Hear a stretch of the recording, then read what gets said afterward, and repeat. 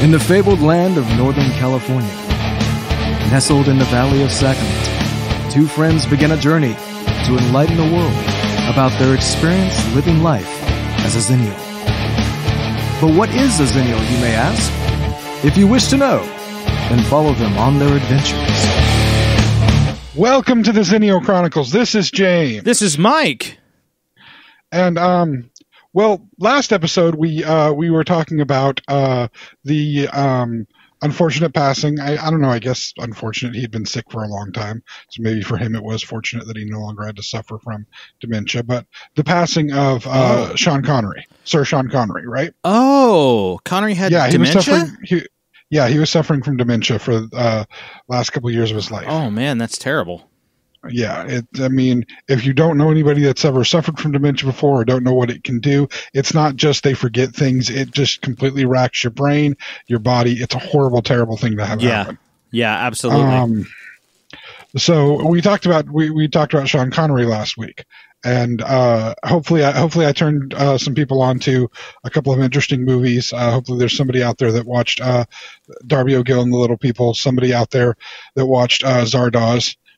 Just for just for cuz. Yeah. I even forgot to mention the fact that he had a very interesting role in The Untouchables, but whatever. Oh. A very kind of important role in that movie, which was a big movie for the late 80s, early 90s. But normally we try not to 2 weeks in a row talk about celebrities that have passed. But the occasion of this last weekend kind of made both myself and Mike, if I can speak for you a little bit in that, kind of have a double take in the sense of, the previous weekend Sean Connery dies, and then this last weekend, the great Alex Trebek, host of Jeopardy and many other game shows, but best known for like 36 years of hosting Jeopardy. That's basically almost the entirety of our lifespan. The entirety of our understanding of the show Jeopardy. Yeah. Because we wouldn't have got it before that point in our lives. So this is like, when I hear of Jeopardy, that's the only person I associate with Jeopardy.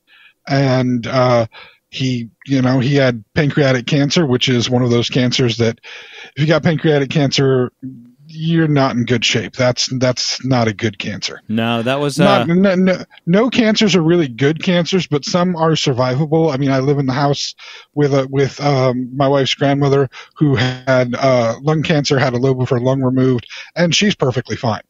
No other cancer showing up anywhere else. It wasn't the type that metastasized and moved anywhere else in her body. It was just located literally at one spot in her lung. They go in laparoscopically, take that crap out. She was recovered fairly quickly, and she's fine.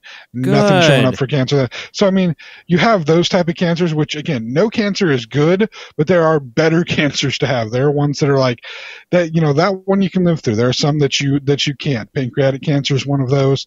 Anytime a cancer goes metastatic, you're in not necessarily the best situation because once it goes away from the original site, it's really hard to work through.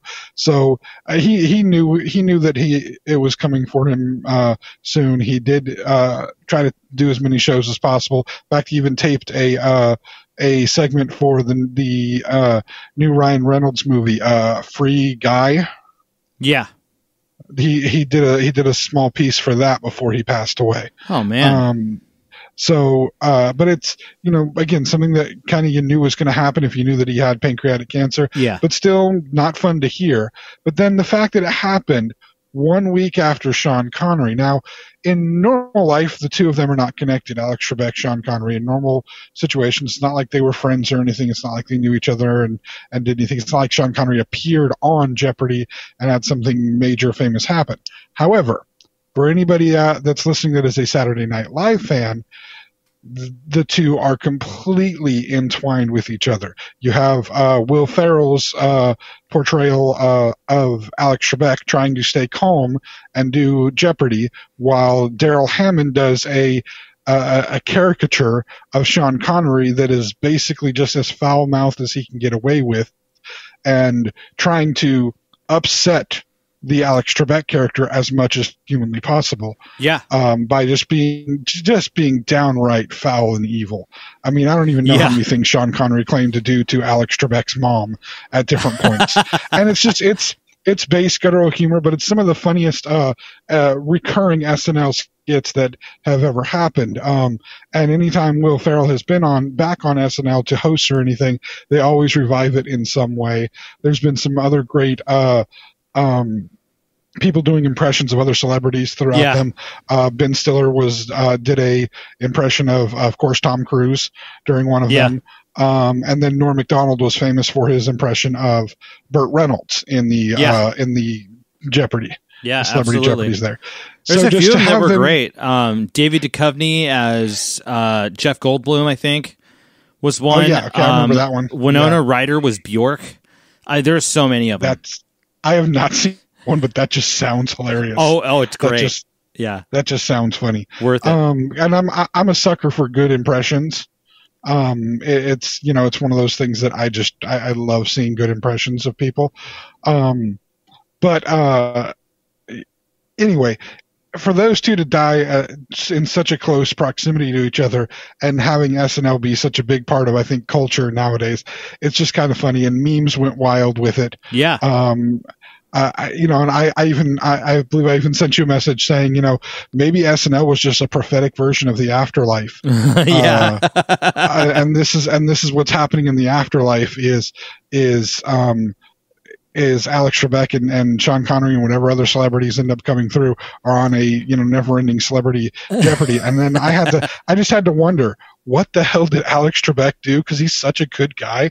What did he do to end up in hell to deserve that? Yeah, whatever that is. I don't know. Maybe because he's Canadian. I don't know. But by the way, that's a long-standing joke for anybody that knows me. I love our neighbors to the north. They make excellent donuts.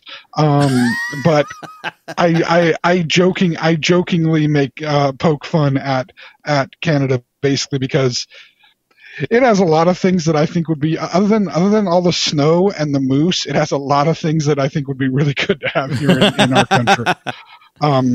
Give us. Let's start with giving us some Tim Hortons, and then we'll work on what other things that we can get. Keep Bryan Adams and Celine Dion, even though you sent her down to Las Vegas to have a residency. We'll take some of the other stuff. Agreed. Those are the jokes too. Fully agreed. We took Ryan Reynolds from them, so true. True. I have a question for you. Alex Trebek was always there. Yes. I have a question for you. I would like to, if I could, I wanted to make a mention of one or two people as well. Okay. Especially more recently. One of the so speaking of passing away this week, this is more of a local person, but there's also another person I wanted to mention as well. Anyways, I'll just kind of get to it, I guess. Sorry, this is a little tough for me to kind of say. So, one of my friends, somebody I've known for quite a number of years, for those of you who already do know this or even may not, I've been a working musician for quite some time.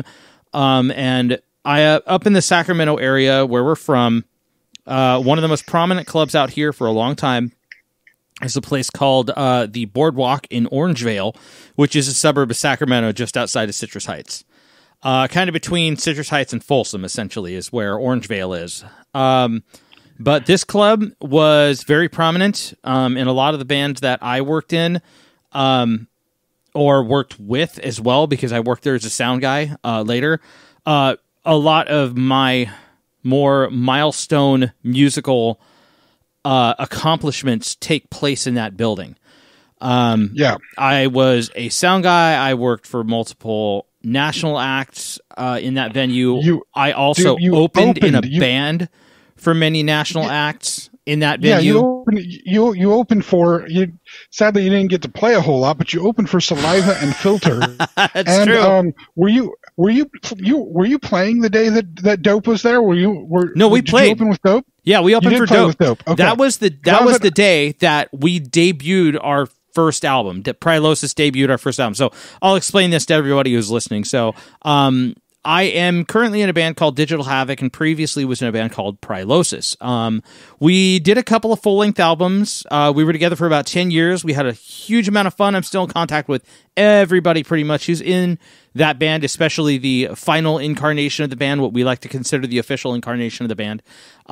Still good friends with everybody, and I am still working musically with one or two of the members every once in a while. And I'm still in a band Carl is in my current project, who is our guitar player for Digital Havoc. He was in Prylosis with me, songwriting partner, all that kind of stuff. But the big catch that I'm getting at is I need to hear some of this. I need to hear some of this music, man.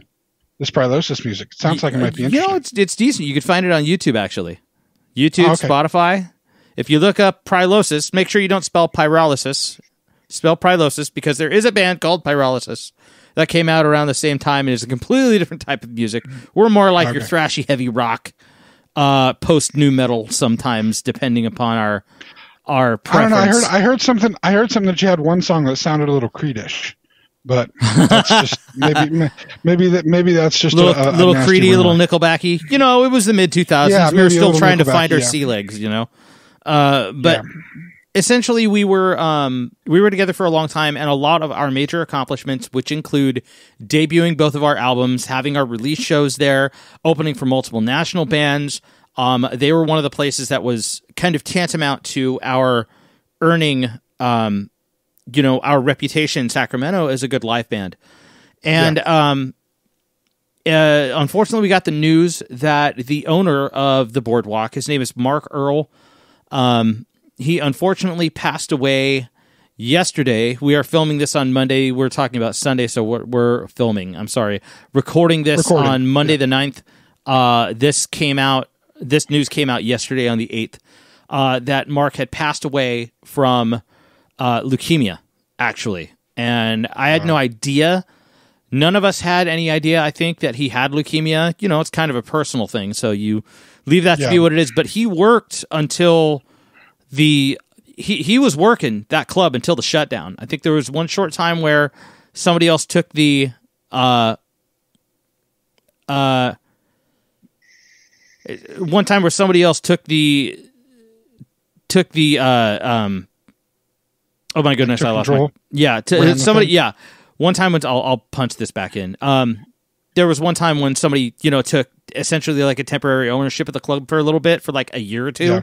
But the club, as far as I've known, has been around for 40 years. Some of the biggest acts in rock music actually played there. John Entwistle played there at one point. Steve Vai had played there at one point. I saw Gary Hoey there. There's a lot of people that have gone there. And just from an outside perspective that's not necessarily in the music, in the Sacramento music, culture, than being a fan and listening to the different bands there. Mm-hmm. When a former radio personality who had been very influential in the local Sacramento scene, when he was having his own personal health issues, they decided to do a benefit show for him to raise money for his family for, I believe, a final trip to Disneyland. Was that right? Wasn't that what that was for?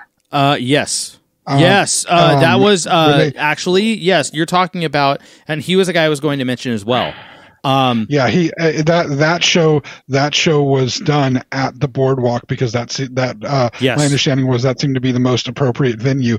And he was a guy that had a radio show for a while called Local Licks. It was on the major rock radio station in Sacramento. Yes. And he would regularly play local songs from local bands to try to get them some airplay, try to get them some recognition. Yeah, real radio. That guy, Mark Gilmore, I actually knew him at least somewhat personally. It's like we were friends or anything, but I had met him a few different times. Mm-hmm. He actually, at one point, he was working as a cook at a golf place. There was also a bar and did shows, and so he made food for me even at one point. So That's damn you good want to get cook on my, too, by the way. Yeah, you want to get on my good side. You make food for me. Yeah, and right. really, really nice, wonderful guy. But that was the venue that was chosen to do the fundraiser show for him. A bunch of Sacramento area bands turned out for it. That was one of the last shows I've been to. It was a really good show, really well put together, and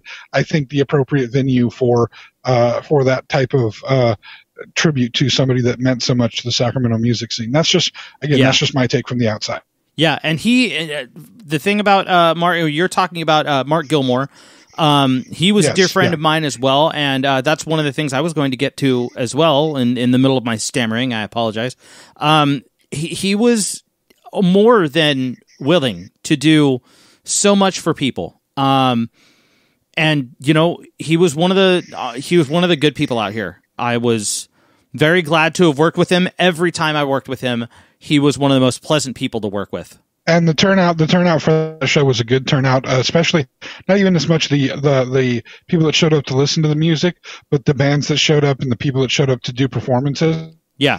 These are people that were really you could see really cared about Mark Gilmore.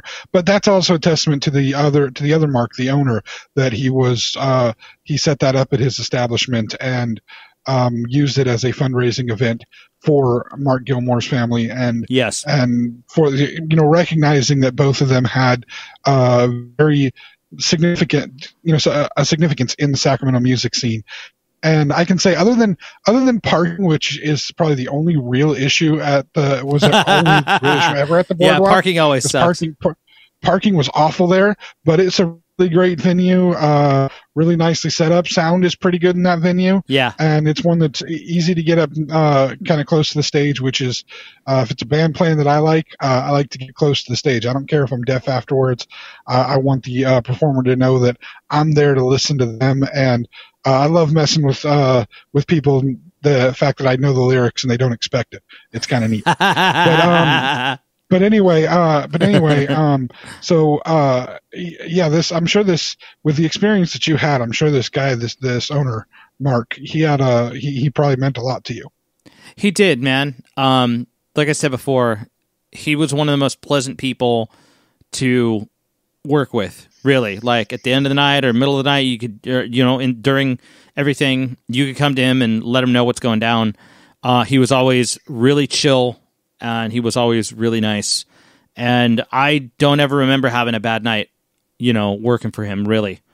That's awesome. Yeah. But it's also sad that with all this, all the shutdown, with everything else going on, I know summer's a season that you would have been doing some shows, and the fact that you didn't get an opportunity to do another show, that kind of sucks. Yeah. Especially with him. I know. I actually posted, about that, saying, I always hoped after all this BS 2020 bullshit was over that, eventually I'd be able to say hey and shake his hand and work with him again. But unfortunately, that will not come to pass, but that's okay.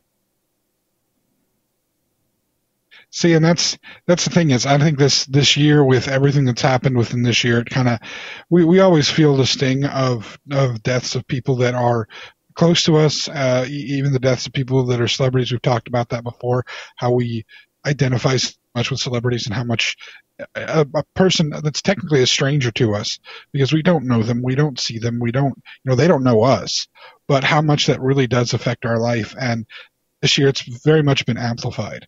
Yes, and, very much, because we're all in this state of, the world has slowed down considerably this year. And it makes us have to, I think, confront those things a little bit more than we used to. Yeah. We don't have the things to keep us busy and the distractions to make those things less prominent in our, day-to-day mental affairs. Absolutely. Was there anybody else that you wanted to mention? The other guy I wanted to mention, actually, we talked about Mark Gilmore as well. Was Mark Gilmore? Yeah. Okay. So. Sorry, I jumped the gun on you with that. But you're good. You're good. That one was when you sent me, because you sent me that message, and I'd sent the one back to you like, I'm sorry I didn't know the gentleman, but I console for your loss there of your friend, and it put me in mind of the same thing of again the first names are the same with Mark, so it put me back in mind of of Mark Gilmore and what was done with the show for him and the fact that he did pass after that. So yeah, it's it does bring it to kind of your consciousness, especially more now. Yeah. And especially because it has been such a long time since you've been able to see him because all of this has been happening, and that's just the added stress that this year has brought upon us. But yeah, we're getting close to the end of the year. We're about to go into, sadly, we're going into a Thanksgiving. Well, sadly for some, good for others. We're going into a Thanksgiving where having big family gatherings is probably not the best idea because we are seeing we're seeing a big uptick in the diagnosis numbers. It looks like there may be some good on the horizon. There's been some talk about a independent medical company, Pfizer, has gone through multiple tests of a possible vaccine that is showing a 90% rate at this point of being able to prevent people from having symptoms from COVID. They've already had their third trial done with it from outside sources doing the trials and judging the trials. This is company has no government funding for it. It's completely working on its own to try to get this done, which of course means they're going to do whatever they can make as much money with it as possible. But at least we're looking at a light at the end of the tunnel. They're saying some in spring of next year that they'll be able to widely distribute the vaccine if everything seems to continue right, and they're seeing no major side effects that cause it to not be safe for people. So there's a light.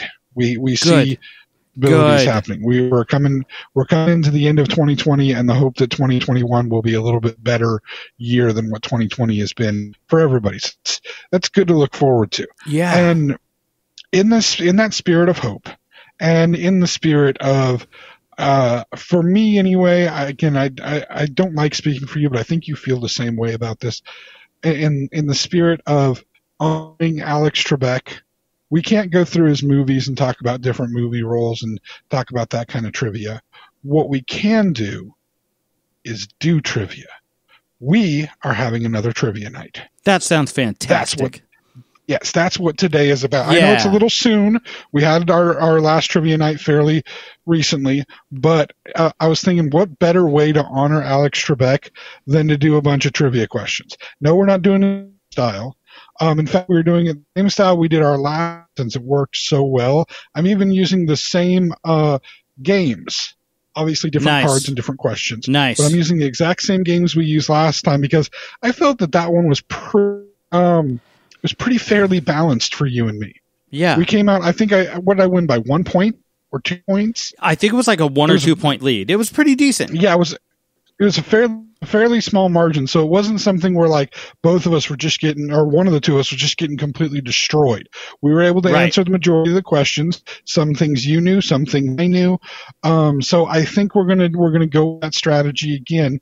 And so here's what we got.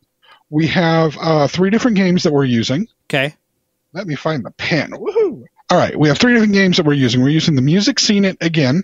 Okay. The Trivial Pursuit Pop Culture. Okay.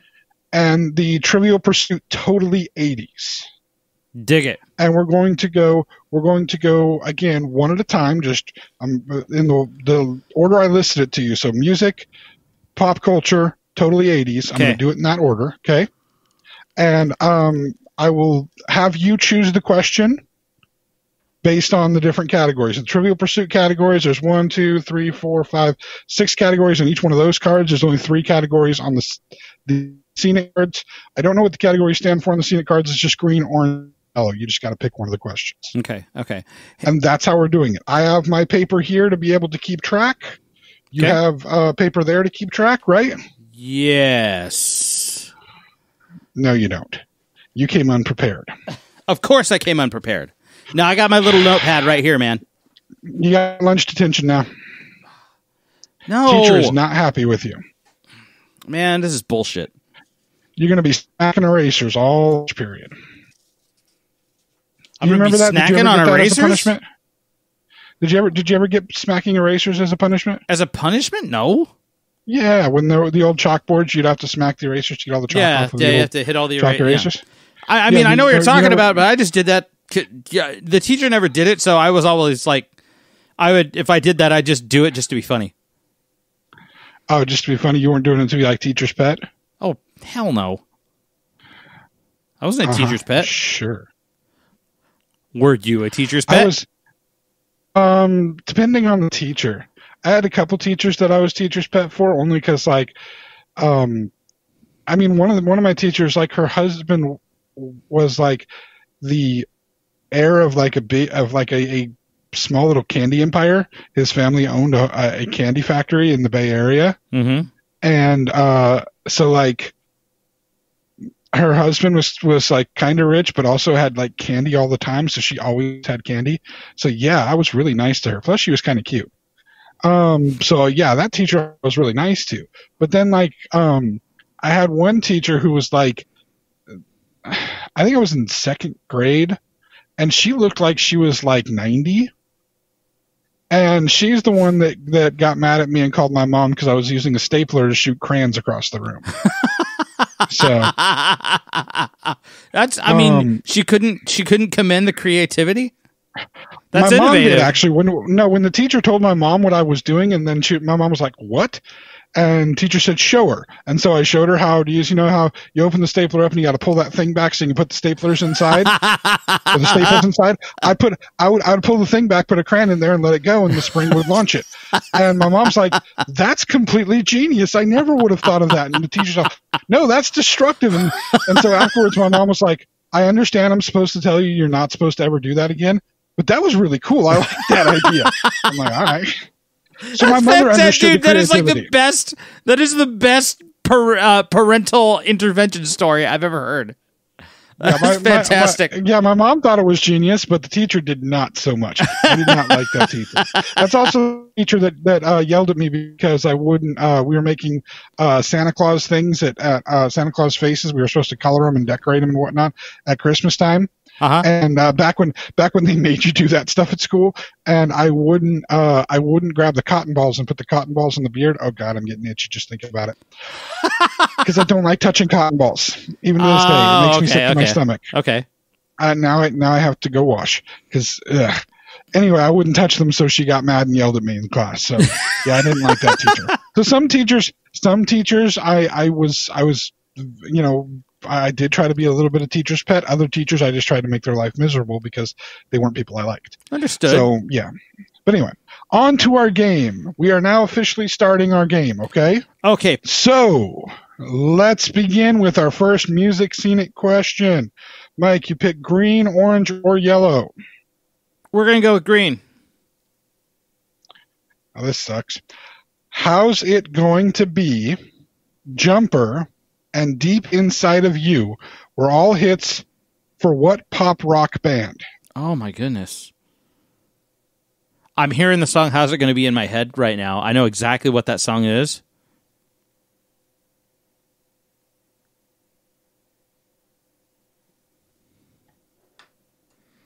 How's it going to be? I have my answer written down.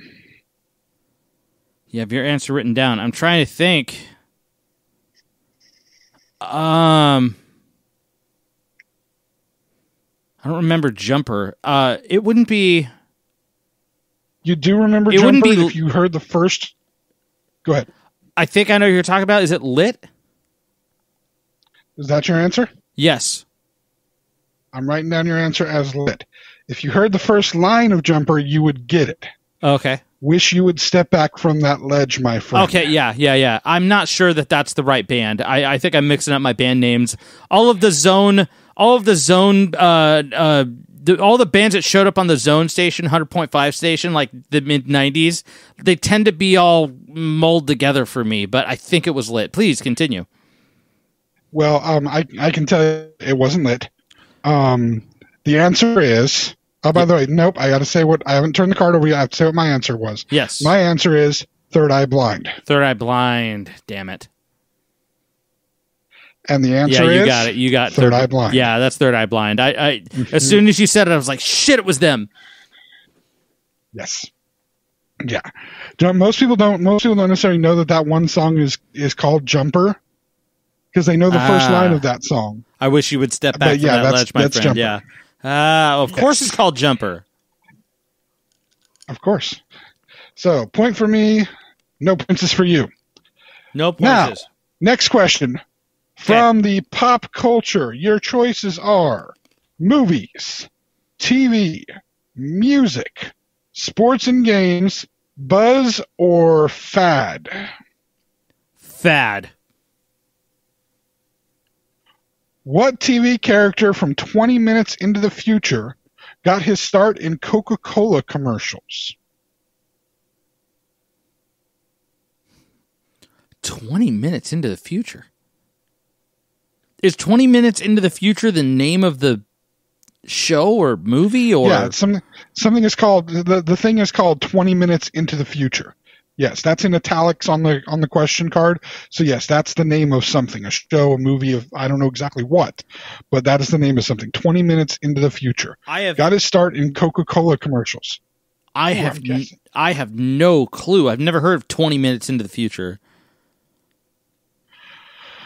So no clue. No clue. I'm passing. My guess is Max Headroom. Do you remember Max Headroom? I do, and I don't remember. I thought Max Headroom was just called Max Headroom. I thought so. I think so too, but that's the only thing I can guess that might be 20 Minutes in the Future. He had that kind of futuristic thing going on. Yeah, totally. I remember there was some kind of commercial thing he started with. That's why it's my guess. It's the only thing I can think of. Okay. So the answer is? Yeah. I was Max Headroom. Shut the front door, dude. Wow. Yep. Boy, I am tanking this time. Okay. That was the only thing I could come up with. It was just like, good guess. What would have been thought of as the future back then? Good guess, dude. You know why I remember Max Headroom? Why? I remember him because of Spaceballs more than anything else. There's a similar character. There's a parody character in Spaceballs. He works for Pizza the Hut. He's the one that contacts Lone Star and Barf. Yeah. Yeah. Barf. So it was just in my head of like, that's the only thing I can remember. And I can't think of the dude's name that did the Max Headroom. It's the guy who's I love him as an actor, and I can't think of his name. Oh, I was gonna say wasn't he in Lawnmower? Yeah, Honey, I Shrunk the Kids, Lawnmower Man. The second Lawnmower Man, not the first one. Yeah. He first was one was Jeff Fahey. He's in the second one. Yeah. He's also in the TV miniseries The Stand. He's Trash Can Man. Yeah. I can't think of his name, but I love him. He's such a good actor. Yeah, he was in. I think it's really funny. The only thing that I can remember he was in, I think he was in Murphy Brown as well, and one of those. He was. He might have been. Might have been. Yeah. Matt Frewer. There we go. Matt Frewer. It took me a second to get it in my brain. Matt Frewer. Dude, he was in like I saw him on an episode of Star Trek at one point. Not TOS obviously, but yeah, he was on TNG. Yeah, he was in a TV show that I love, Eureka. Eureka's good. Show. Yeah.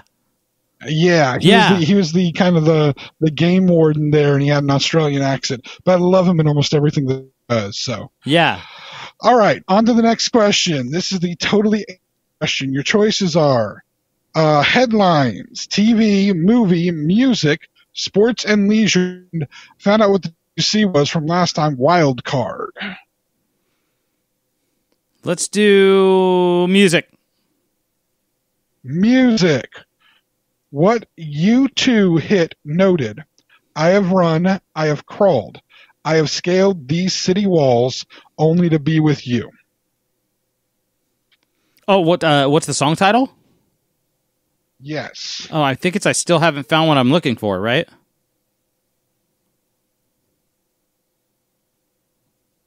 That is my answer as well. And the answer is Still Haven't Found What I'm Looking For. Damn, that's a long title. Yeah. It's like is this where Panic at the Disco decided to and Fall Out Boy decided to write their titles from? Is it 2 titles? I mean, seriously, that's a long ass title. And by the way, an amazing song to hear performed live. I just want to say that.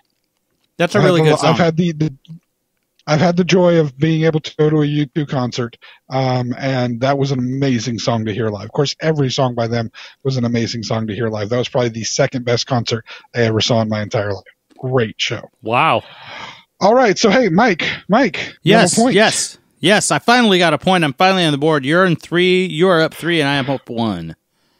Here's the funny thing. I'm writing down the answers because I have to write down my answer. Mm-hmm. And so I was writing down, still haven't found what I'm looking for. And I have what's written there is still haven't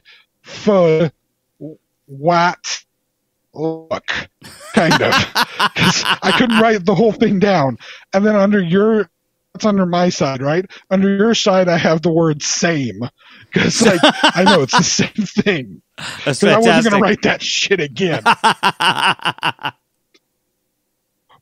So back to the music scene it. Green, orange, yellow. Let's do orange this time. Pick. If you got the money, honey, we got your disease. Sang Axl Rose on his band's 1988 breakthrough hard rock smash. Name it. Gee, I wonder what it is. I don't know. What is it? Come on, man. You know it's Welcome to the Jungle. Yes, it is. Yes, and it that's is. what I have down. Welcome to the Jungle. Welcome to the Jingle. And of course, we're both right. Yep. Another point for Mike. All right. Hey, 2 points for me. On to the pop culture Trivial Pursuit.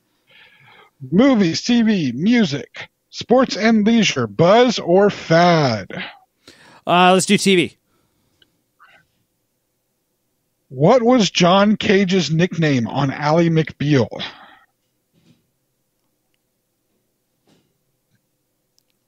What? What was John Cage's nickname on Ally McBeal? I don't even know.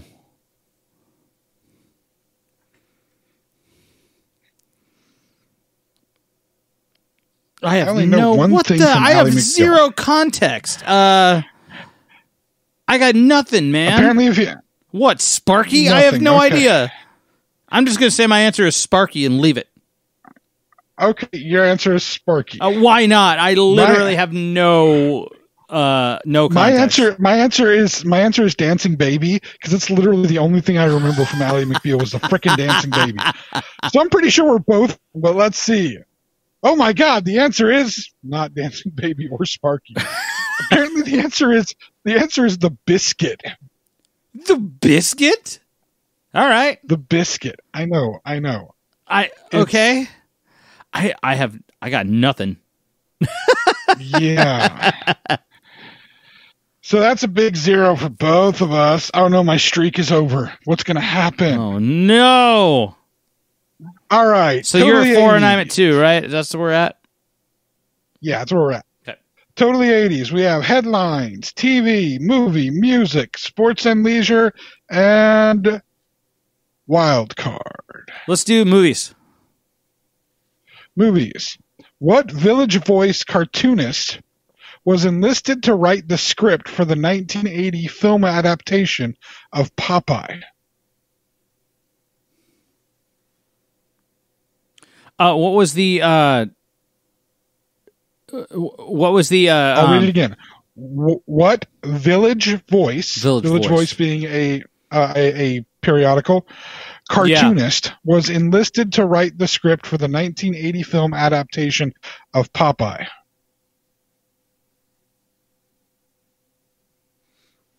That is so obscure, but I mean, the only cartoonist that there's a couple of cartoonists I can come up with.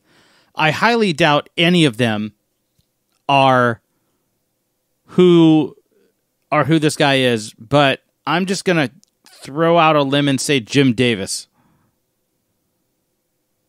I doubt that's the case, but I'm going to guess. So you're going for the Garfield guy. Yeah, I mean, there was between him and Gary Larson. The Garfield guy. Huh? Yeah, I'm pretty sure it's not Larson, but yeah, I mean, I know I at least know Jim Davis is the Garfield guy. But yeah, My answer, by the way, is no clue because I have no idea. So good luck to you. Hope it's Jim Davis so you get another point. The answer is Jules Pfeiffer? Who? Jules Pfeiffer. I have no idea who that is. Neither do I. Oh, well. All right. I think this is an appropriate time for us to take a little break. Give you all a little break. When we come back, we will come back to a few more rounds. Don't know how many more, but enough more rounds to make it fun of Trivia Night number 3. See you in a bit. All right. Hey, friends, this is Mike from the Xennial Chronicles reminding you to subscribe to our YouTube channel. You can also follow us on Twitter and Facebook at Xencron, spelled Xenchron, to keep up to date on all things TXC. And please check out our official website, theXennialChronicles.com, or if that's too much to type, Zencron.com.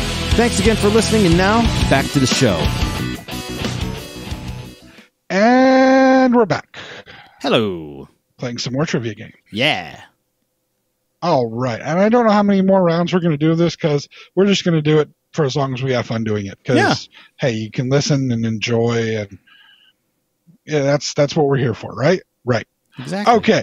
We are back to the music scenic questions. Are you ready, sir? Yes. Okay. Green, orange, or yellow? Let's do yellow this time.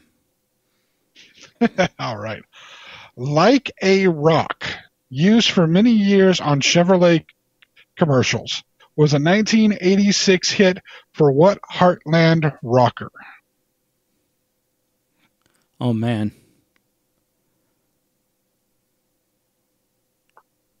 Oh, crap, I can't think of the name right now. Damn it, damn it. This has been a while. I have the answer if you want to give your answer first. I know what it is. All right, I wrote mine down. You wrote yours down? Yes, so go ahead, sir. Okay, Bob Seger. And I also wrote down Bob Seger because what was going on in my mind was the band. Silver Bullet Band? Yeah. Yeah, I was thinking of that, and I'm like, damn it. Turn the page. Damn it. And I was get his name to come out, and then I'm like, I got it. And, of course, the answer is Bob Seger. Bob Seger. You know, thinking of some night moves and all that shit. Yeah. You're familiar with the movie American Pop, right? The Bakshi movie? I think I've seen it like only once, and it's been, like 15 years. But yeah, I am familiar. Yeah, that's one of the Night Moves is like one of the last songs in that one. Oh wow! Oh man, my one of my teachers in high school, the biggest problem he had with that movie was that the story of the guy who performs the Night Move song in that movie. Yeah. He said it doesn't fit with what Night Moves was supposed to be. Bob Seger wrote it, the thing that Bob Seger had in his mind when he wrote it. So just a fun little personal story. Anyway, moving on. Trivial Pursuit pop culture. Right? Culture. Pop culture. Movies, TV, music, sports and games, buzz and fad. Let's do movies. Sports and games would have been funny. What drink does Kiss prefer served cold, as sung about in 1974? First place my mind went was the fact that Kiss did Pepsi commercials, and I think they ended up doing a Dr. Pepper commercial. More recently, that's not the drink, but 1974.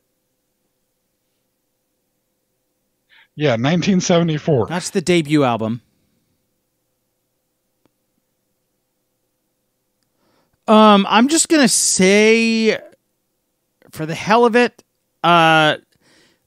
it's not a brand name, is it? Is it just like a type of drink? Because I would say like I can't see the answer. I want to. That's right. I want to say whiskey. I want to say whiskey, but I'm not positive.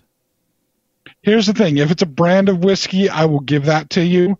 Okay. Because of the sense of it doesn't necessarily. I'm not to be brand name. It can just be the rough drink. So your answer is whiskey. Yes. Okay. My answer is beer because I honestly don't know, so I'm just guessing beer. Because I'm not. I don't know for why. Anybody that doesn't know me, I'm not a Kiss fan at all. I just, they're all right. Some of the albums are cool. Like the Destroyer album is awesome, but I'm not really like deep into the Kiss lore. Yeah. All right. The answer to what drink does Kiss prefer served cold as sung about in 1974? The answer is gin, apparently. Man. So I got to go back and watch that. Yeah. I got to watch that, listen to what that song is they're talking about. Yeah, I wouldn't know. Yeah. All right, moving on. Yeah. Trivial Pursuit, totally 80s. Again, your categories are headlines, TV, movie, music, sports and leisure, and wild card. Let's do wild card. Okay. Whose explicit photos were banned from DC's Corcoran Gallery, prompting protesters to project slides of the images onto the building's facade?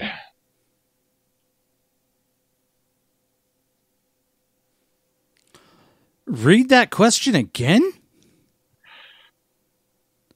if you don't mind. Whose explicit photos were banned from DC's Corcoran Gallery, prompting protesters to project slides of the images onto the building's facade? And this is 80s? This is in the 80s, yeah.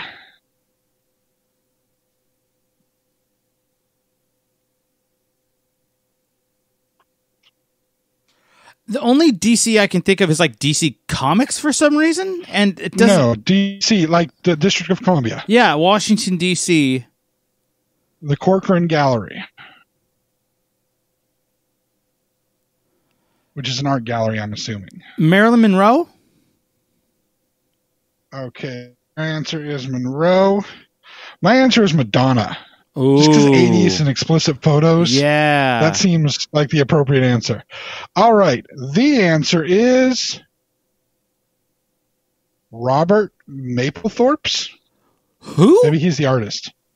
Robert Mapplethorpe. I'm guessing he's the artist. Oh, okay. The person that's naked. Okay, so yeah. I'm assuming he had taken some photographs, and maybe not of himself or anything, but I'm assuming he had taken some risque looking photographs, and in retaliation, because I'm gonna have to see who did you say Robert Mapplethorpe? I'm gonna have to look this up. Yeah. Robert Mapplethorpe. So, yeah, that's an interesting one. Yeah, I don't know what that's about, but I'm going to find out. Maple's got two P's in it, bro. Mapplethorpe. Is it Mapplethorpe? Okay, Mapplethorpe. Yep, that is. So, yeah, you're right. Mapplethorpe would be the appropriate pronunciation. My mistake. Interesting. Yeah, I'm going to look him up later. I'm going to find out what that's about. Yeah, because that's... Plus, I mean, maybe boobies.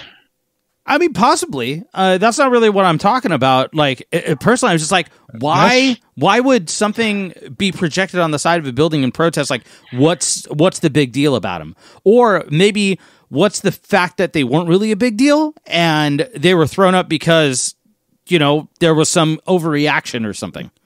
His work featured an array of subjects, including celebrity portraits, male and female nudes, self-portraits, and still life images. So I'm guessing there were some male and female nudes. Oh, okay. And of course, conservative 80s wasn't cool with that. So, right. Looks like there's also some, I see, models that are black and white, touching each other, embracing each other, that kind of stuff, which would not have flown well. Oh, okay. In the that would be 80s. A thing. That would not have worked out well. Yeah, that would be a thing. Yeah, it's so crazy to still think that stuff like that is still kind of a big deal in certain circles, but it's definitely crazier to think that it was that big of a deal all over the place in such a short period of time ago. You know? Which is, yeah, it is within our lifetime. It's just, yeah. It's like, moving on. Yeah, let's move on. Lighthearted, keep us feeling good. Music, seen it. Music, seen it. Got it. Green question, orange question, yellow question. We'll go back to green. All right. I think we're both going to get this one. Okay. Which 1984 movie included the songs Baby, I'm a Star, Take Me With You, and Darling Nikki? Oh my goodness. Purple Rain? That is what I wrote as my answer as well. And the answer is, wouldn't you know it, Purple Rain. Because, I mean, Darling Nikki. I mean, that's the dead giveaway. That's the giveaway. Yeah, it really is. It really is. And I've never even seen Purple Rain all the way through because I don't want to. So, but I know where Darling Nikki comes from. I will tell you this, out of music-based movies, I have watched one or two. They're always cringe. I'm not really a big fan of music-based movies, and I don't mean musicals. I mean music movies. No, I know what you're saying. Purple Rain, I put in the same wheelhouse as like Cool as Ice. You know what I mean? Or Moonwalker. Okay. Like that's those types of music-based movies always are cringe, always weird. Moonwalker though was the shit just because of all the special effects. The special effects were absolutely fantastic. And I will confess right now to Joe Pesci. Yeah, dude. Don't forget Joe Pesci. Absolutely, Joe Pesci helped make that damn movie. I will say this though, I have seen Cool as Ice voluntarily with a Riff Tracks track, and it is the way to watch that movie. I think it's available. I don't know if it was on Netflix or on Hulu or Amazon. Dude, if you have the I am giving my full endorsement of the Riff Tracks parody of Cool as Ice. Just like, oh, you know what? Just as I would endorse the Riff Tracks of Twilight as well. It's worth it. I mean, I'm going to say this right now. It's definitely not, and or could be the best movie that Vanilla Ice was in. The best movie Vanilla Ice was in was TMNT 2. Well, of course, yeah. And that's just how it is. Sadly, the second best movie that Vanilla Ice was in was the Adam Sandler and Andy Samberg movie. That's My Boy or whatever it is. Sadly, that's the second best movie he was in, and that movie is just.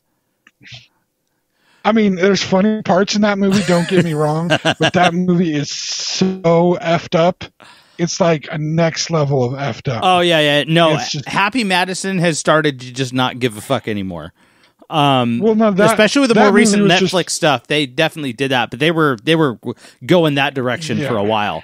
That specific movie is just. I'm not saying not to watch it because it's funny as shit, but it's a level of. It's like what? I mean, when there is some movies have movies should have a plot of some type or another. Some don't, interestingly enough, but movies should have a plot of some type. And then good movies have multiple subplots that help to feed the total plot, but are interesting in and of themselves. And some movies have even the subplots have subplots. When one of your subplots is incest. Oh my! I have never seen this film. That's one of your subplots, and like it's like in a weird and twisted way, and involves stolen valor as well. It's just there's so much going on in this movie. No. Oh yeah. No. Okay, yeah. So I mean, the upside is it takes an actor who's done a lot of serious stuff in his life and is currently doing as part of a big, huge, serious TV show, right? And plays an important role in this big, huge TV show, right? And it's the few times that he has worked with Adam Sandler and stuff, he is willing to go all the way on being a weird, messed up, just totally different than anything that he does in anything else. And I mean, in Grown Ups 2, he plays a college frat boy whose best friend is Taylor Lautner, and Arnold Schwarzenegger's kid that has the last name Schwarzenegger. The bulletproof one, for the bulletproof Kennedy one. Right. You know about that, right? No. That old joke. The old joke. Why did Arnold Schwarzenegger and Maria Shriver get married so they could have a bulletproof Kennedy? Oh, it's my a joke God. in bad taste, but it's one of those old jokes. Terrible. It is. It is an awful joke. No, the actor is Milo Ventimiglia, whatever his last name is. I can never get that dude's last name right.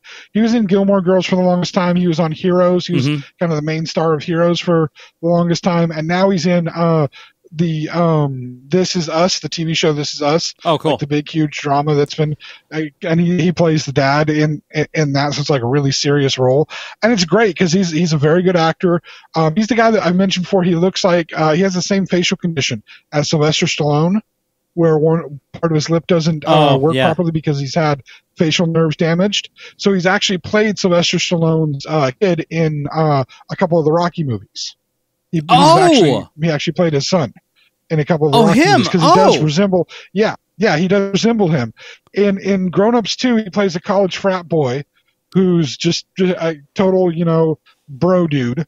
And then in That's My Boy, I think that's the name of the movie. He is a guy who pretends to be in the Marines, Stolen Valor, who is having sex with his sister. So yeah, oh my God, weird. And that's a subplot. You only find that out like 3/4 of the way through the movie, and it's weird. Yeah, again, fun movie. Don't watch it with anybody that's easily offended, and just be in for the wildest ride that you could possibly imagine in a movie. Good Lord, I wasn't even crazy film. I wasn't even going that way with what I was talking about when I said that. Just to clarify, when I said that I endorsed watching Cool as Ice, I meant watch Cool as Ice, the Riff Tracks version only. Because the only way that you can actually watch that film is with a bowl of popcorn, a good drink, and just laughing your ass off, listening to these guys make the best, like they come up with the best lines against in the name of making fun of this movie as it happens. It is brilliant. Okay, I might try it, but we'll see. I still Look, don't know. pal, if you can sit through the Twilight films without a commentary track, you could sit through this one with a commentary track. That's because I like being married. Hey, look, my wife doesn't want to watch Twilight. She can't stand it. That's great. My wife does, and so I make my own commentary track. Thank you very much. Okay, and it's hilarious. Good. You know what? We. Moving on. I almost. I can say all this because I don't think my wife even listens to the podcast anymore. So. Her thought is, I hear you talking enough on a regular basis. I don't need to listen to your podcast. Understood. And I can't really fault her for that. I really no, can't. No, not at all. On to the next question. Damn it. We're on our pop culture question. So, movie, TV, music, sports and games, buzz, or fad? Let's go with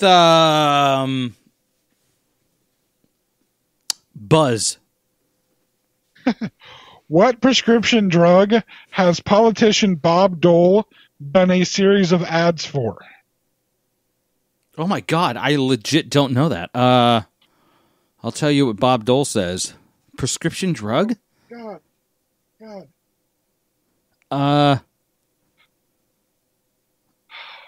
Oh man, I can think of the description of it. I just can't think of it. Damn it! There it is. Did you say there it is, as in you got your answer in your head, or there it is, as in you found it on Google? No, I did not find it on Google. The answer came into my head. Okay. I'll explain my thought process after I give you my answer. Okay. Okay. I don't know why. Like, do you have to name the specific medicine, or can I give the general? Because for some reason I'm thinking a hemorrhoid cream, and I don't think it's that for sure. Preferably the name of the medication, but I'm willing to give a point if you can say the type of medication. Okay, I'm going to stick with hemorrhoid cream and say Preparation H. Prep H. I would say that, yeah, if it's a hemorrhoid cream, I give that to you. So here's my thought process. Okay. I believe I know what this is because I believe there was a little bit of a scandal with it.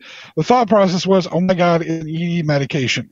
It's an erection medication. It's the little blue pill. God damn it. What's the little blue pill called? Viagra? Damn it. Viagra. There it is. That's what the thought process was. So you see where I was there. I got it. Right? Yeah. All right. The answer is Viagra. Shut up. I remember that. He endorsed Viagra? No, he did, and I remember it was like a big deal. Because like I remember when he was running for president. Okay. Okay. I remember when he was running for president, and I remember that I knew somebody who was kind of that Alex Keaton kind of young Republican kind of thing going on, and was like totally entranced with Bob Dole running for president. Oh my and so God. I used to do imitations of Bob Dole because he had an arm that was I think it was damaged in war, because he was a military vet. And so he had an arm that didn't work properly anymore. He held it close to his chest. So it's easy for physically to do an impression of him. But then to do his voice, I would do an impression of his voice for this person on a regular basis. And I'd just repeat over and over again, I'm Bob Dole. And so, and it's not a bad approximation since it's been years since I've heard it. But I remember when the commercials come out and it was like, oh my God, Bob Dole is going for Viagra. I mean, he's an old dude, can't get it up. All right. Go, dude. Well, it's about having priorities. See, that's the deal. It is. I'm Bob Dole, and I endorse this message. You should, yeah. Just the idea. I'm Bob Dole. I want an erection. My wife wants me to have an erection. I'm gonna get it. If I have it for more than 4 hours, I need to see the doctor. But since I won't give you universal health care, I'm gonna have to pay for it myself. Dude. Sorry, little dig there. Anyway. I'm just do you remember having trouble Bob on the Dole sack? Swallow this. It's just the idea. Do you remember Bob Dole at all as a politician? I remember Bob Dole as a politician. Yes, I did not know that he endorsed Viagra. That's the part. Is just like, was he endorsing it while he was running for president? No, this is after. Viagra wasn't, I think, even available during that time period. That was early 90s. I think that came a little bit later. Yeah. This is it was after. So yeah, I think it would be fun just to go onto YouTube and try to check out if there's any old Bob Dole Viagra ads. That would be hilarious to see. At the very end of it, I would doctor in and I'm Bob Dole and I approve this message kind of a deal. Hell yes, of course, of course. That's what you have to do it. Yeah. All right. Next question from the totally 80s. We have headlines, TV, movie, music, sports and leisure, and wild card. Let's set up the music again. Let's do another music. What quirky Jim Carroll song told of how Judy jumped in front of a subway train, Eddie got slit in the jugular vein?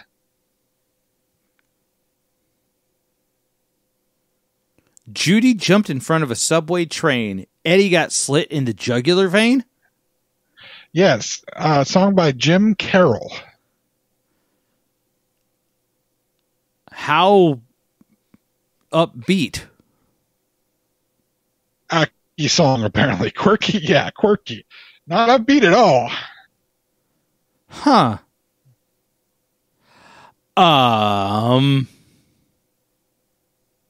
I am not at all familiar with Jim Carroll's material, and I sure as hell don't know those lyrics, but I kind of want to look them up to see how things went. Yeah. So no answer? I'm going to pass on this one. All right. I am submitting the answer of New York Sucks.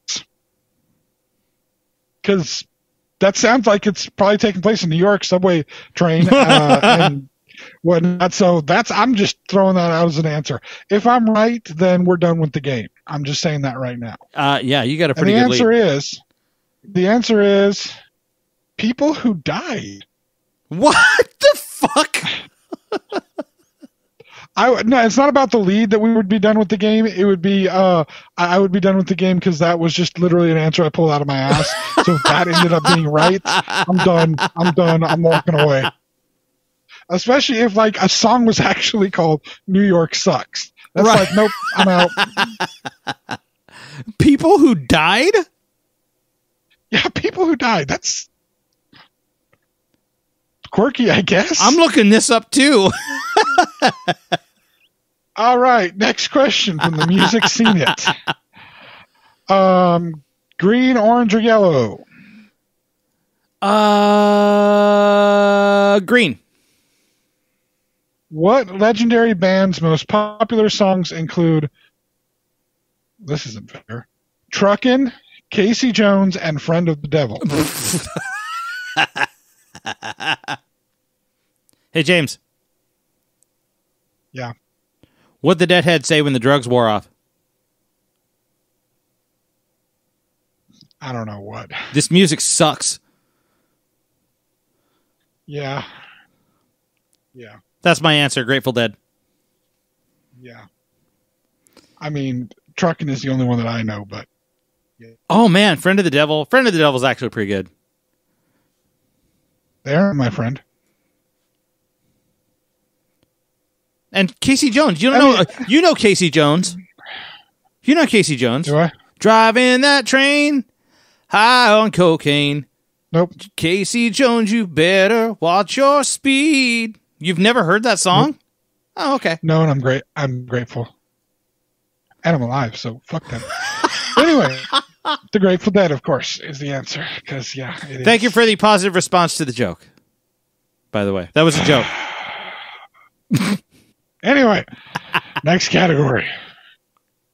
This is okay. Sorry, no. I'm going to say something. This is another one of those bands that their fan base is rabid as hell, and they just cannot understand how other people can't like the music. And so, especially in the 90s, when there was this whole like resurgence of some of the 60s hippie culture stuff, you know, tie came back in style. Yeah. The bell-bottom pants came back in style. And everybody was starting to listen to 60s music again, right? Teenagers, not just like the people who lived in the 60s, but like teenagers were being introduced to it. Once the grunge thing hit and kind of broke down pop's walls of domination over music, you saw the influx back of the 60s artists, and that's why people of our generation, I think, got the chance to truly experience things like as teenagers, experience Led Zeppelin, experience Cream, experience Jimi Hendrix. Yeah, you know? we got that mad influx of that there was like this huge cultural influx from the 70s and the 60s, like right in the 90s out of nowhere. And it was cool. It was great. Yeah. But like you'd get these like 16-year-olds that suddenly, you know, they discovered pot, and like literally the first frickin' band that they latch onto is other than it's almost like Sublime was like the gateway drug into getting into Grateful Dead. At least that was my experience. People would like Sublime because it was, you know, a modern band, something they listened to. And somehow that ska gatewayed them into the freaking Grateful Dead. And it's like, are you serious? What the hell is wrong with you? That makes total sense. Like, I get the vibe. The vibe is hella similar. It really is. I mean, I do kind of understand, but at the same time, it's like, no. And so I don't even know how many fellow teenagers I dealt with that would be sticking the frickin' bears on every damn thing, and just just the craziness of it. And it's like, no, please don't. But then I get the same way about all the people that got into like Led Zeppelin. This is the greatest rock band ever. Shut up. Anyway. You are scoffed at from the guy who has a Led Zeppelin tattoo on his arm. Why do you think I said it? Anyway, we're in what, pop culture, right? Pop culture. Yeah, pop culture. All right. Did we pick a new question? No, we did not. Movie, TV, music, sports and games, buzz or fad?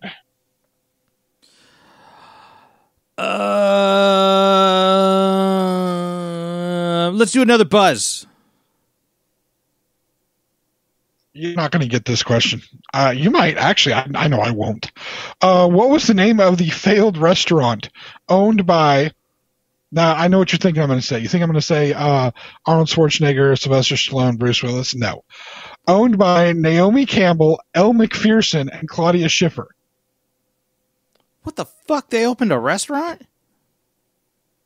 I mean, did it fail because there wasn't food in it? That's what I'm.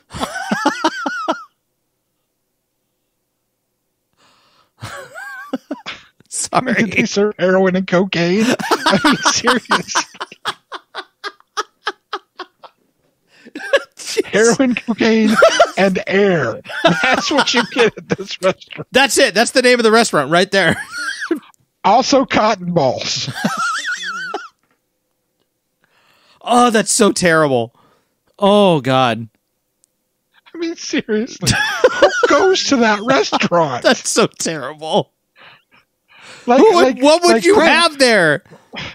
When I was referencing, of course, Planet Hollywood, I could see that Bruce Willis, okay, I know he enjoys a good cappuccino. That's a movie reference.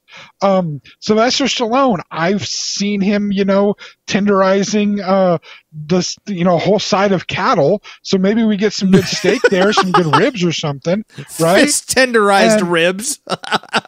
And I mean, Arnold Schwarzenegger, that dude's from like Austria, which is right next to Germany and like pastries, dude. So I'm thinking we're set, man. You got pastries, you got steak. I mean, I'm feeling good about this. A little cappuccino to take care of it. That's what I'm expecting at Planet Hollywood. I mean, I'm guessing the food wasn't good because it went under, but also actors probably shouldn't run restaurants. I mean, unless your name sounds like a food item, and then hopefully you devote enough time to the restaurant that you can stop acting and stop singing and performing because you're a bad singer and a bad actor, and so is your brother. That's a whole different other reference, and if you get it, I applaud you. I'm trying to actually think what that is. That's a Wahlberg reference. Oh, say hi to your moms for me. Oh, okay. But anyway, back to the question. The restaurant that Naomi Campbell. So you don't have an answer, right? I don't have an answer. Your answer is better than mine. I'd give this to you. I don't have what would they have there? No clue. I don't know. We will have to research this. I'm going to write this one down. Yeah, me too. The name of this restaurant was. Seriously? This is the most uninspired name ever. Don't even look this up because this is just dumb. Fashion Cafe. That's the name of the fucking restaurant?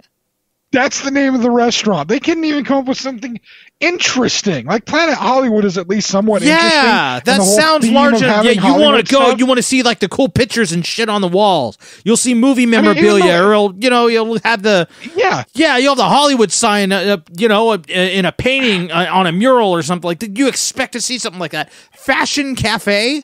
What the fuck does that mean? Fashion Cafe. I mean, even the Wahlberg family with their Wahlburgers. At least a pun on their name, right? Right, At least it's that. And you know what you're getting there. You're going to go there and have a burger because it's called Wahlburgers. They have to be making burgers. Now, if you go in there and the only thing they're serving is like chicken strips and shit, fuck that noise. Right. They need a damn burger. It's just like when you go into fast food joint like Whataburgers, you expect a burger. If the name of the type of food like Taco Bell, you need to have a taco, and you can't eat bells. Certain kinds you can. Whole different story. Anyway, but you expect what? Even Del Taco, the low rent version of Taco Bell, which I mean Taco Bell is a low rent version of food. So what does that put? I mean, remember when I was talking about subplots before? Taco Bell is the budgeting. Subplot. Yes. Del Taco is the subplot. Hey, sometimes you have to compromise. But you still get a frick taco, right? Yeah. And I mean, I do applaud the fact you can get a taco and you can get French fries at the same place. That's kind of nice because sometimes I like both. Sometimes I put French fries in the taco. Just saying. Anyway, moving on. My wife actually Fashion likes to Cafe. put her French fries, like if she gets a burger at McDonald's, she likes to take the French fries. Oh And yeah, put you it put on the French burger. fries on the. Yeah, It's best with Burger King. Something about Burger King's French fry mixed with their hamburger work better than any other place.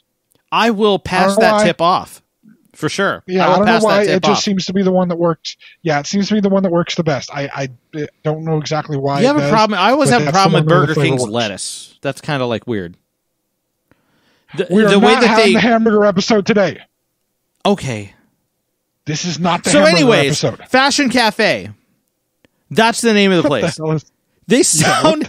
The place sounds like it serves cocaine and air. Oh god. I mean, I would say I apologize to any models listening to this, but let's be real. What models are listening to us talk? None. We definitely will not be getting the endorsement from anyone that is a model. I highly doubt that. Yeah. And not if we gonna do, happen. it would be Anyway, a milestone. It would be a massive, massive milestone. Yeah. Not saying it's entirely impossible, but No, come it's on. Pretty much impossible. It's pretty much impossible. Yeah. Next set of questions from the totally 80s. Headlines, TV, movie, music, sports and leisure, or wild card. Let's just do sports and leisure. I know I'm going to get this wrong, but I pretty much lost this whole game at this point, so now I'm doing it for fun. Okay. I mean, not Who to say that I griped wasn't that doing it in- for fun before, but Yeah. yeah, just to Who clarify. griped that in? Sorry. Keep You going. want me to do the question or not? Are you done? Yeah, I'm good. Are you done? Who griped that in Czechoslovakia there was no freedom of the press, and in the U.S. there was no freedom from the press?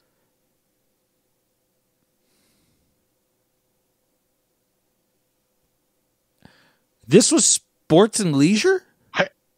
Yeah, I spelled that so wrong. That's the sports and leisure question. That's the sports and leisure question. Dude, I'm lost. I have no clue. Okay, Who? I'm guessing a tennis star, Navratilova, I think was her name. I did not spell it right. In the I know I didn't 80s? spell it right. I probably am not pronouncing it exactly right, but that's my guess. Okay. Because that's the only person I could think of that might have come from Czechoslovakia. I may be completely wrong about where she came from, but that's the only guess that I have. And the answer is, holy crap. Did you get it? I did. All right, that's it. I give up. I'm done. No way. Fuck off. I'm serious. Fuck off. I'm completely serious. Martina Navratilova. I'm actually not bad on my spelling. I don't even know This is who the the only- fuck that is. She was a tennis player. It's the only person I could think of from Czechoslovakia back in the 80s. Ah, Like, seriously, that's the only person I could think of was she was a tennis player. that's it. I give up. This is crazy. I We're not done yet. I concede this contest. One more round. Okay, one more round. Okay? One more round. For the game. All right. No, it's not for the game. James wins. But one more round. I'll do that. I'll do one more round. For the game. No. Yeah. Yeah. I'm good with that. You want to call it for the game? Yeah, we'll do one more round for the game. Okay. All right. Okay. Let's see what I'm giving up. Hold on. 1, 2, 3, 4, 5. I got you at 5. Is that right? I think 4. I think I see you at 9 and I'm at 5. Yeah. You're at 5. I'm at 9. Okay. Yeah. So it doesn't matter. This one can be for the game. This one can be for the game. Okay. So whoever wins the most out of the next 3. Whoever wins the most out of the next 3. I'm good with that. I'm good with up in the stakes like that. That's good. Okay. All Whoever right. wins the most out of the So- next 3? Oh, okay. So we're doing a 3 question. Okay. Yeah, because we're doing the whole round. So whoever wins the most out of the round. Round of 3. Gotcha. Last round of 3. Gotcha. Green, orange, yellow. Green. What 50s legends hits include Maybelline, Johnny Be Good, and Too Much Monkey Business? You and I both know this is Chuck Berry. Marty McFly. It's Marty McFly, James. Just answer that.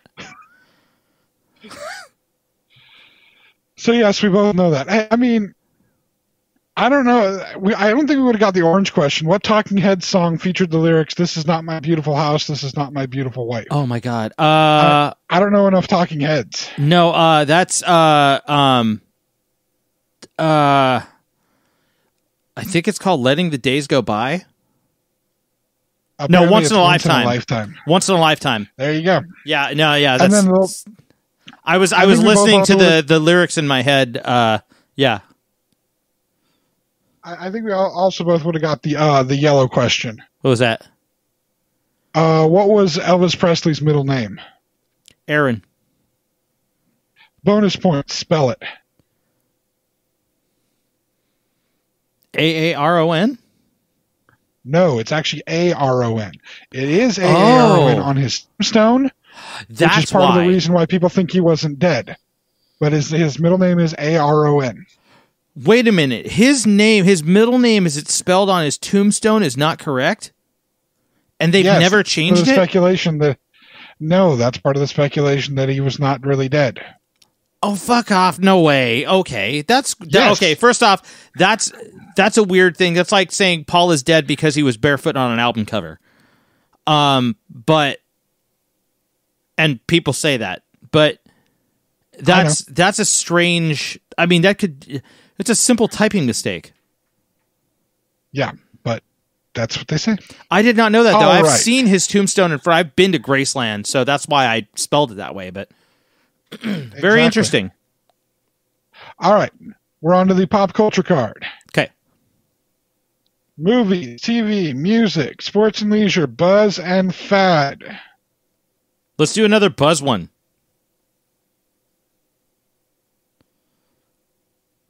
Jesus Christ. What? That's not the answer. What rocker created controversy when he married his 13-year-old cousin? Jesus Christ? That would be, obviously, we both know this, don't we? Didn't you mention this like last podcast too, Jerry Lee Lewis?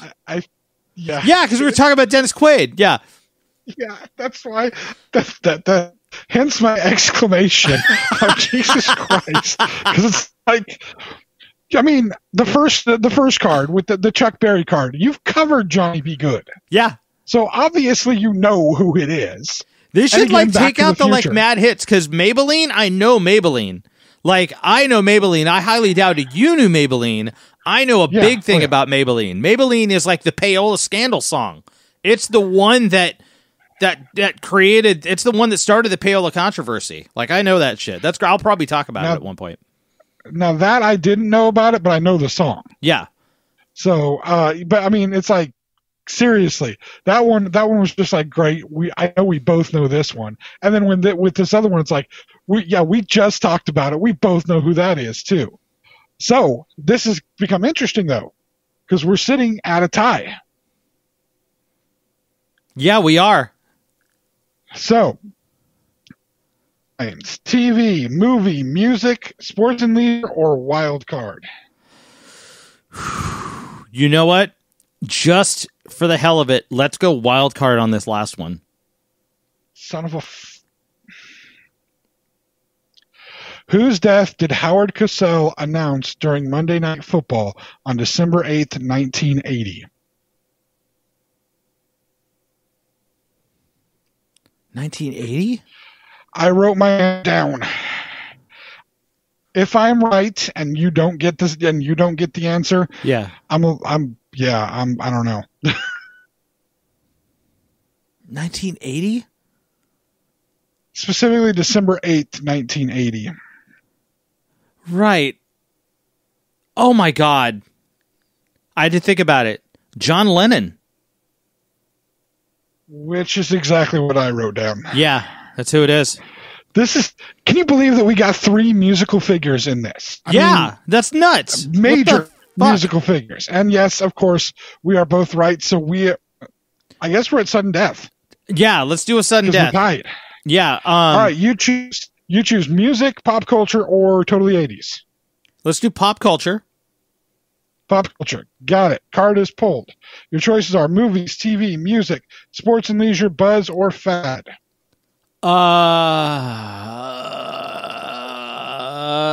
TV. Who is, I don't know if we'll get this. Who has anchored both Entertainment Tonight and Extra?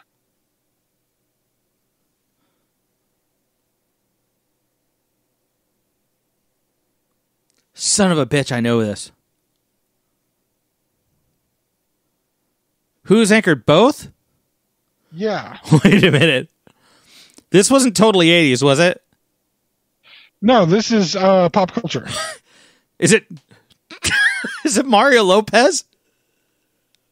Your answer is Mario Lopez? Yeah. My answer is John Tesh because I honestly don't know. John Tesh, the keyboard, the fucking composer? He was on Entertainment Tonight at one point. I did not know that. The answer is Lisa Gibbons. Oh, really? Wow. Oh, we're still at a tie. We're still at a tie. We want to still go. I want to keep going until we get a winner. We need a winner, yes. Yeah, we need a winner. We need a winner. Pick another card. 80s, pop culture. Seen it. Let's do an 80s one. Okay, headlines, TV, movie, music, sports and leisure, or wild card. Headlines. What U.S. Secretary of State told Congress we must cut the Nicaraguan cancer out?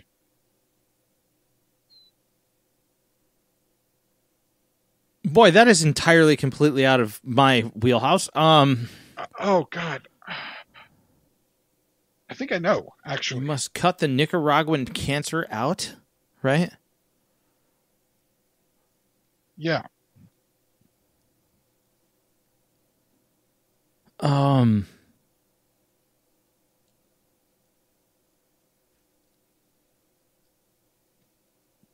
Boy. Is it congressman? Is that what you said?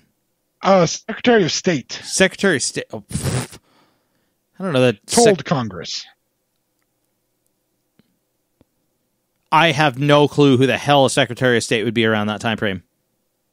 So no answer? I hate saying this, but I got nothing. Like, I have no way of knowing. I'm throwing this out just because I know he was in the Reagan and Bush administration. Wait a minute. Somewhere. Hold on. Can I renege an answer? Lack of an answer? I'm going to say John Bolton. Go ahead. John Bolton? Yeah. All right. My answer is, because I know he was in the Reagan administration somewhere, yeah, and the Bush the elder administration somewhere. Yeah. My answer is Dick Cheney. Cheney, okay. And the answer is George Shultz. So we were both wrong. Yep, we're both wrong. Another question. Dear God. I think Bolton was the Secretary of Defense or something like that. I can't remember. All right. Again, well, since we've done pop culture and 80s, let's go to the music card. Okay. Green, orange, or yellow? Yellow. What 80s new wave favorites featured lead singer Deborah Harry? Oh, God. Are you kidding me? Blondie. No, I'm not kidding you. Blondie. Blondie is also my answer, and the answer, of course, is Blondie. Son of a bitch! It's like now it becomes sudden death, and suddenly you're like, I got the answers, bitch. It was just like coincidentally, like all the answers that I could possibly have that are on par with you, like, is during the sudden death round. The sudden death round's getting about halfway as long as the regular round. It's hilarious. I know. Okay. This is the last card. I pulled a pop culture card, okay? Okay. We're going to go from you can pick, well, you'll pick the category, okay? Okay. and we're just going to try to do this whole card until we get a winner. Okay. So movies, TV, music, sports and games, buzz and fad. Give me movies. We'll go from the top down. Movies. Okay. Who played the father of Eddie, the gun-stealing poker player in Lock, Stock, and Two Smoking Barrels? Oh my God. Who played the father of Eddie? Yes. Jesus. No, it was not Jesus.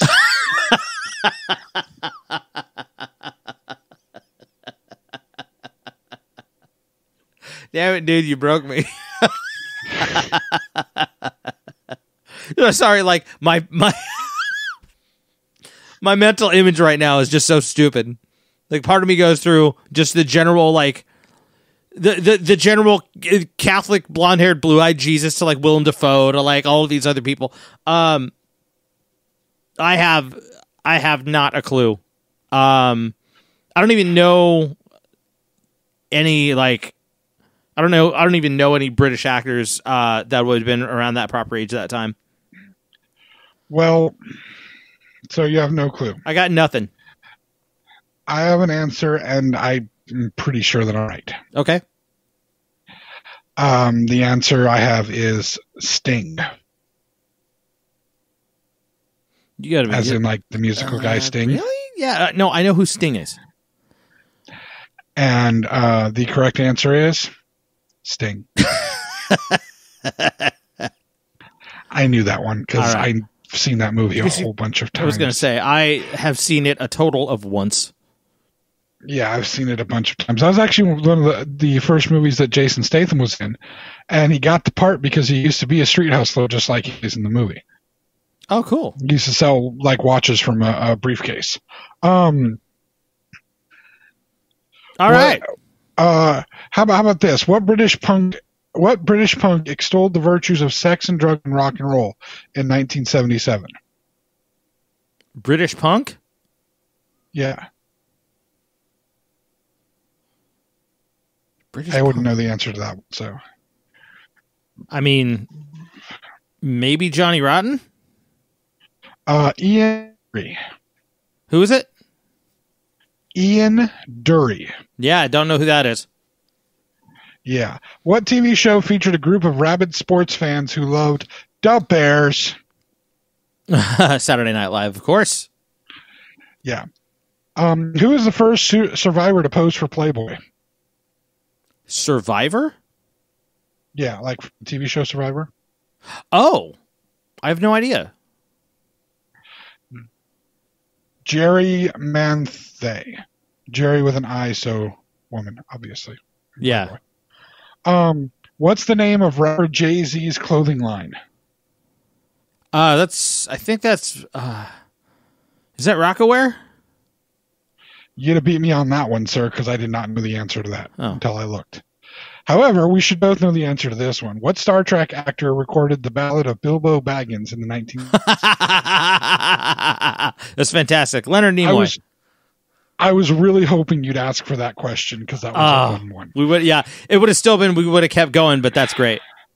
We would have had to keep going, yes. But well, that's. I liked the whole sudden death thing. It was nice to have. I'm sorry I had to have the answer to that one, and we couldn't keep it more fun. But still, it was a fun. It was a fun trivia night again. We learned some things. We're going to look at a few things, as we did last time. I love the fact that some of these things just made perfect sense to us, and then others, the way my brain worked for figuring out Viagra was kind of hilarious. But anyway, thank you all for listening again. Thank you for coming along with us doing trivia. Hopefully you were trying to guess the questions too at the same time. And if you were, let us know how you did. Yeah, let us absolutely. know if you beat us, because we're looking at 6, 7, 8, 9 total for Mike, and 14 total for me. But let's see if any of you did better than either one of us. Yeah. Please feel free to comment, and the place that you'd be commenting is either on our Facebook, because we have that, but Where else would people comment? Mike, where are people listening to us? Well, you could be listening to us. Where can they get a hold of us? So many places, man. Well, first, you could be checking us out on our website, the XennialChronicles.com or Zencron.com, spelled XenChron. We're also available on most of the podcasting websites. We're on TuneIn. We're on Google. We're on Apple. We're pretty much anywhere you can find us. Also, Spotify? I'm sorry, what? Spotify, yes. That's right. Spotify, yeah. Yes, also on Spotify. We also have, we're also available on Facebook and YouTube as well. Speaking of Facebook, you could find us at Zencron on Facebook as well as on Twitter that way. And going back to our YouTube, if you're listening to us on YouTube, you're probably checking out our YouTube page. If you're there, please make sure that you click the like button and you click the subscribe button for us. And James, there's one more thing that they have to do. What is that? Click the bell. That's right. Click the bell to make sure that you get notified for when we drop another video or podcast or what have you. And yeah, I believe that would be it. James, I have one more thing that I would like to pitch, if you don't mind. Okay. In honor of my friend Mark Earl's passing, I wanted to make sure that everybody knew that the Boardwalk is a live music venue that obviously has been struck by the whole issue with COVID in 2020, like any other independent live music venue.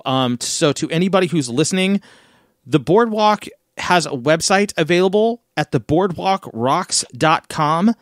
You can go check it out, and they're actually scheduling. I just checked their website out yesterday to find out, and I obviously, like, we are not being endorsed by, we're not being paid by, but I want to just throw out some kudos and maybe some help to these guys because they're friends of mine.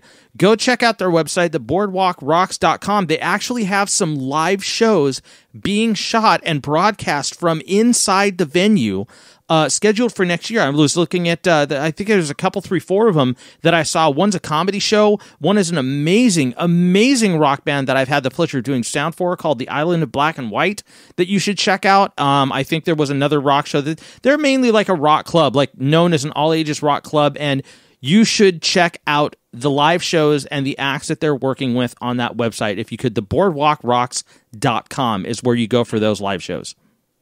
Well, I'm totally in agreement with that. Check them out. It is a great venue, yeah. At least from my experience as a customer at that venue. Yeah. After you can put, I'm sure you have the wizardry to put links to that on the various places where they can get a hold of us. Yeah, I can put it in the description of the podcast, and it should translate to the YouTube video, and it should translate to the Facebook video converts as well. So they should be able to see those links on those websites. Fantastic. Yeah. And you can put one up on our website as well if you haven't already. Absolutely. There's a way to put a link up there. It's nice to be able to help support local businesses and local businesses that we have worked with and patronized at different points in time. Yeah. They don't have to necessarily support or endorse us. We can still be supportive of them. Yes. So very much so. With that being said, I won't mention the other YouTube pages that I normally mention for people to go and check out when they're checking out ours. Yeah. If you're wondering what those other YouTube pages might be, listen to another one of our podcasts because it's at the end of all of our podcasts. Yeah. Anyway, thank you all for listening again. Hopefully we were able to do a little bit of a decent tribute to Alex Trebek in this. Yeah. And get some fun trivia. And who knows when we'll be back for our next trivia night. I just know they're a whole lot of fun. They are. We'll talk to y'all next week. Yeah, have a good one. Thank you for tuning in, friends. The journey continues next week.